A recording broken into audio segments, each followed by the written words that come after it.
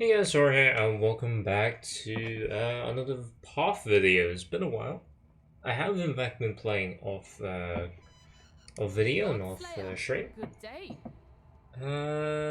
Long story short, I've been really enjoying this league. This is probably the only league I think where I've been able to self-buy a headhunter.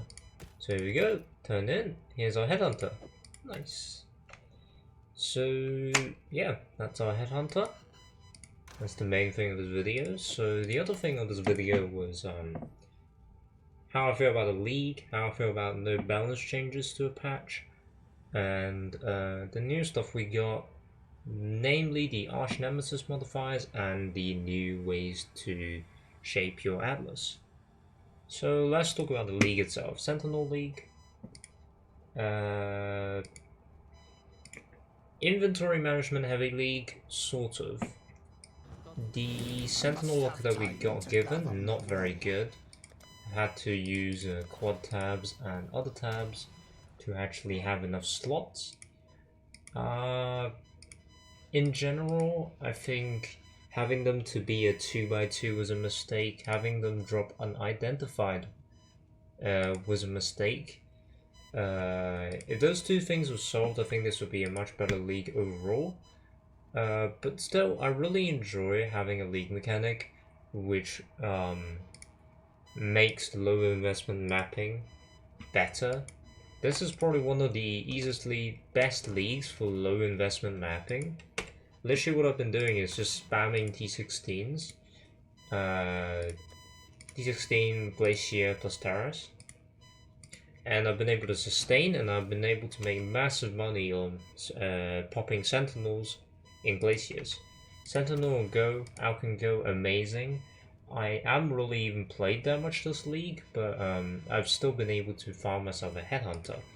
And it's not like I haven't invested into my build either. I've got some pretty saucy rare pieces that I did craft myself, but they were pretty expensive crafts. I'm not gonna lie to you. Yeah, overall, I really enjoyed the league. Definitely one of my favorite leagues, I would say. Some complaints though, apart from the ones I've said before, it's a bit awkward to have to wait. Yeah, it's a bit awkward to have to wait to pop your sentinels. I don't really want to pop a phasing flask and then run around a bunch before I'm able to use my sentinels. So that's something I thought that was slightly awkward. I feel like if they're bringing this back as a permanent mainstay mechanic, what they'll probably end up doing is make it a bit more consistent with the other league mechanics, where it's just sort of there when you open your map. So, like, say right now, any league mechanics, say like, I don't know, Strongbox or Mirror, they're just sort of there when they are in the map. You don't have to activate anything, you don't have to bring nets with you, so if they do end up porting over the Sentinel mechanic as a mainstay, I think they'll definitely keep recombinators in the game in some form. I really like the idea of crafting with recombinators, but I'll get into that in a bit. But what I think they'll do is, you can see here it says empowers a certain amount of enemies. I think what they'll end up doing if this is ported over is they'll literally just go, okay, a certain amount of enemies in your map will be empowered. That's probably what's going to end up happening. Um, I'm not sure how much they'll simplify it because it is a bit tricky of a mechanic to simplify. Same sort of situation with Harvest. I feel like it'll be a vastly different mechanic in terms of how it plays. I'm pretty sure they'll get rid of most, if not all, of the inventory management. I don't think we need another expedition situation or anything like that. So, yeah. We'll see how that goes. And now, in terms of crafting, I am not a solo self-found player. I'm a trade league player. However, in terms of crafting, I actually quite enjoy my more deterministic crafting style. I like fossils. I like what's the other stuff? Uh, Essence. So yeah, I like essences. They're nice. I like harvest crafting. I still do harvest crafting every league. As you can see, I do some harvest crafting shenanigans. It's very fun. I like it. Recombinators are really cool. I like them. They're obviously a bit too powerful to keep core as is in terms of the drop rate. You're looking at something like 7 to 10 C a pop. For what they do, that's really cheap. So they won't be kept in the current state that they're in. I can guarantee it. But I do wish they'll keep it in some way, where the drop rates are modest. Maybe make the recombinators go core completely, where they just drop like normal currency, but maybe make them as rare as, say, a divine. I think that'll be a pretty fair balancing act. Or maybe even rate them as rare as an exalt, even. I think they're much more interesting than something like an exalted orb. So, I think if they made this as rare as an exalt, it'll still be as a good crafting option, and it will be fine. I don't think it's extremely outrageous that these things will be about an exalt each. I think that'll be quite a good compromise. In terms of the actual balance patch itself, I did play Lost League. I played it a decent amount, not as much as I wanted to. So this league felt like my redemption arc, to be honest. I really like this current state of balance. I think it's quite nice. Omni, I'm not very happy about the Omni stealth drop rate change, the Ashes stealth drop rate change, stuff like that. But I think it's fine. RF is probably going to get a nerf. I'm assuming with Aegis melding stuff. So this current setup probably won't be touched. Maybe they'll nerf Pious Path and Sanctuary. Maybe Pious Path won't get the double regen, or it won't get the 50% increase effect, something like that. Either way, I'm pretty happy with RF, but I do have other league starters planned. So I'm just gonna do D&D for a second, sorry about that. So yeah, pretty happy with the character. I got a pretty nice helm for my fire trap. I got a pretty okay chest. I feel like the chest is something that I can upgrade the most. Got +1 ammo, +1 weapon. Still using Sapphiles. This should be a Aegis or a literally anything, maybe Rock Shield for more life. But other than that, I've been really happy with the league. So let me know what you guys think, if you have any opinions on the league. I feel like it's fine. What I will say is, no balance changes is a dangerous playing field, I would say. I think in this specific patch is warranted because of the whole Arch Nemesis shenanigans. I'm really happy that they didn't do a balance change, because everybody knows they're going to nerf the shit out of everything, right? When every time there's a major balance patch, 90% of the time there's a nerf across the board. So I'm really happy that they didn't do a fucking nerf apocalypse league on top of the Arch Nemesis changes. I think the Arch Nemesis changes are overall bad. I don't think they were done very well, especially at launch. They were definitely extremely overtuned. Now I still think they're a bit overtuned, especially early game. I'm okay with Arch Nemesis later on in the character progression. Like when you get into mid to high tier maps, they feel fine. Because that's when your character's like properly geared to deal with stuff like that. But during leveling, there's no way that kind of stuff should exist. Like during leveling, there's just no way. There's no way you're convincing me that should happen. Like it's just so bad during leveling. It is horrendous during leveling.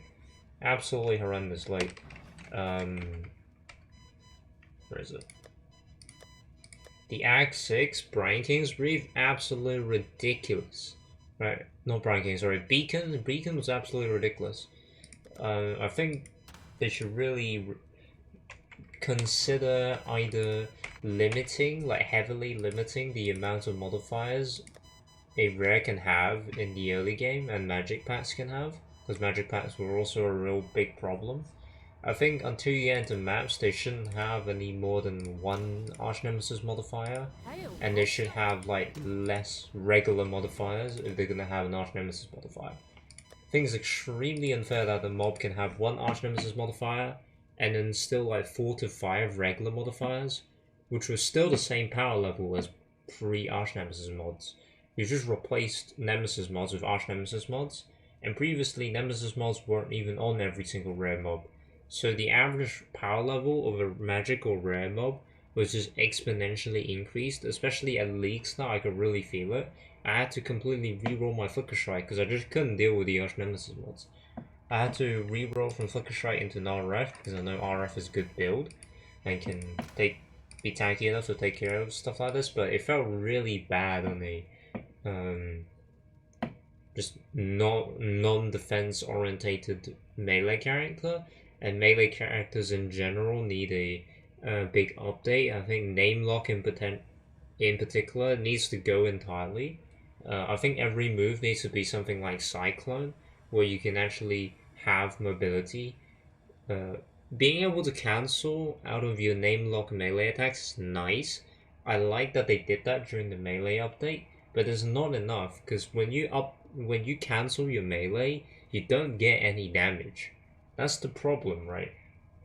Things like totems and range characters, mines, spells, not even spells, there's traps, mines, totems, winter orb, brands, minions, they're all really strong at low or high investment, much better than melee builds with an equivalent investment in my opinion, purely because they typically don't do as much damage normally at a higher investment level as a melee build, but they can actually dish that damage consistently.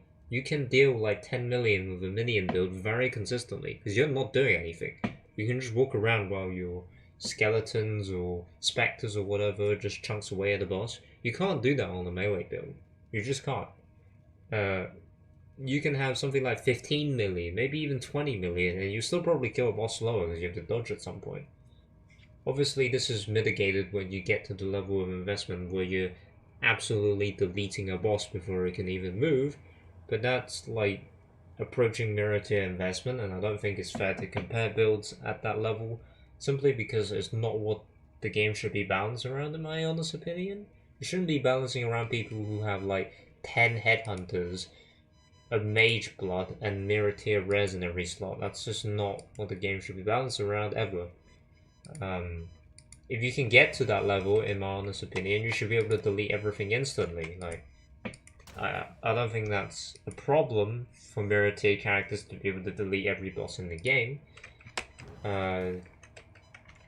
Even the uber bosses, I don't think is a problem that they can delete every single boss in the game, because I think it's fair at that investment level. But at the lower character investment levels, i.e. less than a mirror for the whole character, Namelock skills really suffer compared to other skills by like a lot. It's not even like there's a minor inconvenience kind of thing. No, it's really bad. It is extremely bad to play a standard melee character that isn't something that throws out a projectile, like Lightning Strike, Wild Strike, things like that of that nature. And the only reasons why those skills are good or better than normal melee skills is because they're not really melee skills. You know, they shoot out projectiles, so you can stand a bit away from the boss. Which is really sad, because one of my favorite skills of all time is Frostblade, and I would really like to actually be able to play that skill without feeling like I had to be a glass cannon that kills everything in one hit. Because right now that's what I feel like I have to build into to be able to play melee skills, which is not that fun. I don't want to slap Abyssus on every build. I don't want to, not perma-freeze, just have like cold damage. Pretty much the only builds that are viable right now are the builds that deal insane amounts of damage or are insanely invested in the defense, like 7 endurance charges, Juggernaut, 50k armor, things like that, or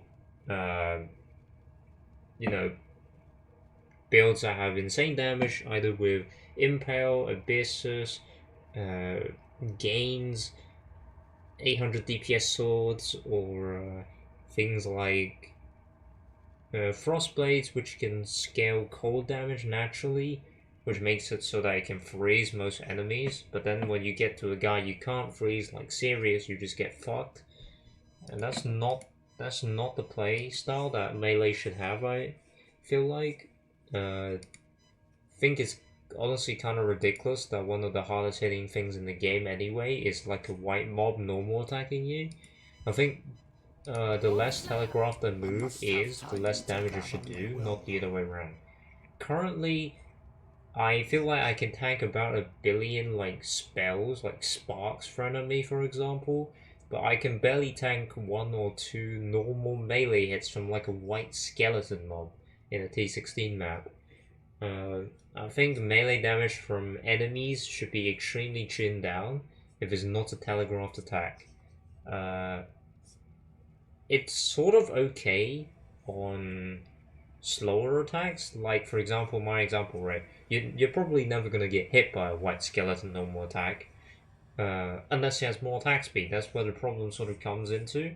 When the enemy has like even remotely increased attack speed, like you roll the attack speed and cast speed mod on your map, the normal attack becomes almost unreactable, and it does 1,000,000 damage. It's absolutely ridiculous that I'm more scared of a pack of like melee or archer skeletons with an attack speed buff than literally the map boss, right? The map boss at this point in the game, I think, is a joke. Quite honestly, especially with Arch Nemesis mods. Often Arch Nemesis, not even buffed by Sentinels, just the Arch Nemesis mods. If they roll one like big juicy rare mod, they're way tankier and they do way more damage than the map boss, and I think that's really stupid, quite honestly. The other thing that's really stupid is Burial Chamber's boss, Alira. Soul Eater's absolutely disgusting, and it shouldn't exist on a boss that summons minions in a tight enclosed room, where if you have any sort of AoE at all, you'd be killing all of them, and she'll just be gaining like infinite Soul Eater stacks. I think that's really dumb as well, but that's just what map that's sort of okay with it. But yeah, that's my opinions on the league. I don't think there isn't too much to say. I don't think they should keep the balance the same for another league, but I do think they should nerf Arch Nemesis even more. Just ridiculous to me that a mob can get that strong with just one Nemesis mod and like a few normal mods. And it's not like this is a rare occurrence. It comes up in almost like every other map or something where there's a ridiculously beefy net rare mob just randomly, right? I think it's really stupid. But anyway, that's my opinions on the league. I hope you guys enjoyed it. I like Headhunter. My next build is probably going to be some sort of theory crafted instacker build. But yeah, I'll see you guys then. Bye.